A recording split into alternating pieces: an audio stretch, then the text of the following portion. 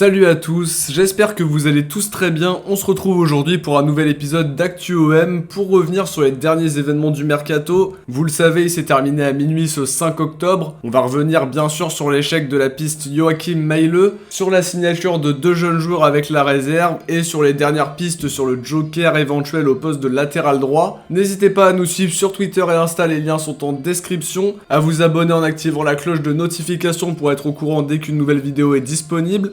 Laissez un petit pouce bleu à la fin de cette vidéo si elle vous a plu, ça aide énormément la chaîne à se développer. Et n'hésitez pas aussi à rejoindre le Discord pour parler de l'OM avec d'autres passionnés comme vous. Le lien du serveur est dans la description. D'ailleurs, n'hésitez pas à nous proposer des noms pour le latéral droit qui pourrait arriver dans les prochains jours. Je rappelle que l'OM peut recruter un joker qui joue en France comme ça a été le cas avec Valentin Rongier la saison dernière. Je proposerai aussi des noms de joueurs au cours de cette vidéo et ça nous permettra aussi de pouvoir un petit peu débattre sur mes pistes, sur vos pistes. C'est toujours super intéressant. On va commencer cette vidéo en revenant sur les infos sur Kostas Mitroglou. D'après le média grec Metrosport, le joueur a été approché dans les dernières heures par l'Aris Salonique. Ça s'est pas fait. L'autre piste menait à Huelva en Liga, mais l'opération ne s'est pas faite non plus. Finalement, le promu espagnol a décidé de recruter Sandro Ramirez à la place. Plus que jamais, je pense que l'attaquant grec se dirige vers une rupture de contrat pour rejoindre le club de son choix, lui qui ne devrait pas être réintégré malgré tout. Une tentative de résiliation à l'amiable a eu lieu hier, mais ça ne s'est pas concrétisé. Après, ça peut arriver dans les jours ou semaines qui viennent, même si le mercato est fermé, vous le savez. Sur les départs officiels, Bounassar a signé au Bayern, comme on l'avait indiqué dans le dernier épisode. On parle d'une somme qui avoisine les 10 millions d'euros. Il a signé un contrat de 4 ans. Vous l'avez compris aussi, Michael Cuisance a fait le chemin inverse et a rejoint l'OM dans le cadre d'un prêt avec option d'achat. L'option d'achat, justement, s'élèverait à 18 millions d'euros a priori, mais à confirmer. D'ailleurs, pour ceux qui ne l'auraient pas vu, la vidéo de présentation de Cuisance est disponible sur la chaîne, vous trouverez le lien en description. Autre départ officiel, celui de Maxime Lopez à Sassuolo en prêt avec option d'achat. Elle sera levée automatiquement si Lopez dispute 20 matchs avec le club italien. L'OM récupérera entre 1 et 3 millions d'euros pour le joueur de 22 ans. Cette option d'achat a surpris tout le monde étant donné que Lopez était en fin de contrat en 2021. A priori, d'après l'équipe, le club a prolongé Lopez d'une saison pour pouvoir le prêter en intégrant cette option d'achat. Il y aurait 30% sur une éventuelle revente ou sur une éventuelle plus-value à la revente, je sais pas vraiment la petite précision, qui irait à l'OM qui compte récupérer quelques millions si le joueur explose en Italie. Les deux joueurs ont réagi à leur départ de façon émouvante que je vous invite à regarder sur les réseaux si jamais vous n'avez pas vu. Personnellement, je trouve que ça fait un pincement au cœur de les voir partir. Depuis plusieurs années, on les a vus jouer sous nos couleurs, ça va faire bizarre de plus les voir. Ça va aussi faire bizarre au groupe également. Pour leur carrière, c'est une bonne chose, notamment pour Bouna qui a rejoint un très grand club. Lopez qui va pouvoir s'éclater en Italie, j'espère, alors qu'il était vraiment pas dans les plans d'AVB visiblement. Petite ombre au tableau sur ce mercato, Florian Chabrol, Christopher Roca et aussi Amadou Dia sont restés au club. On pourrait même parler aussi d'Alexandre Flipono qui n'a pas encore trouvé de point de chute non plus.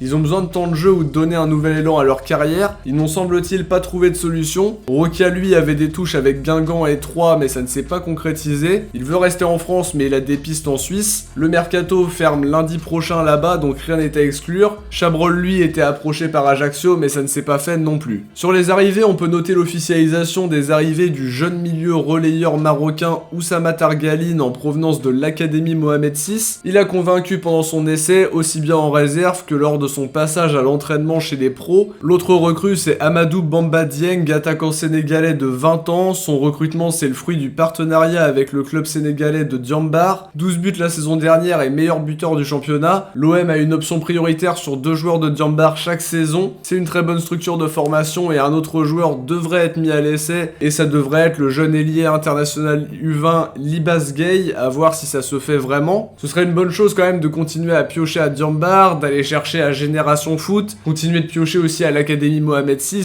Il y a un super vivier de talent et beaucoup de joueurs qui pourraient éclore à l'OM si on allait les chercher justement dans ces clubs-là. C'est des super structures de formation, donc faut pas hésiter. Maintenant, sur la piste du numéro 9, même si j'ai l'impression qu'on n'a pas vraiment cherché à en faire un pendant ce mercato, en tout cas c'est l'impression que j'en ai, le nom de Danny Welbeck a été proposé aux dirigeants marseillais selon l'équipe. Les dirigeants marseillais n'ont pas donné suite. L'attaquant de Watford voulait relancer sa carrière en rejoignant Marseille, mais ça ne s'est pas fait puisque le profil n'a pas convaincu tout simplement. Sur le latéral droit, Bounassar est parti, il devait être remplacé, c'est en tout cas ce qu'avait dit AVB en cas de départ. Le nom du latéral droit danois danois de Genk, Joachim Meile, est revenu énormément pendant la soirée et ça a été un petit peu le feuilleton à suivre jusqu'à minuit. Le joueur était à Marseille a priori et avait un accord avec le club. On a parlé d'un prêt payant de 2 millions d'euros puis une option d'achat de 8 millions. On a parlé aussi d'une offre de 10 millions plus bonus. Son club de Genk s'est montré gourmand en demandant au final 15 millions d'euros dans les dernières minutes. Le club a aussi cédé son autre latéral droit Casper Denor à Louvain et a sans doute voulu demander un prix élevé pour conserver Meile.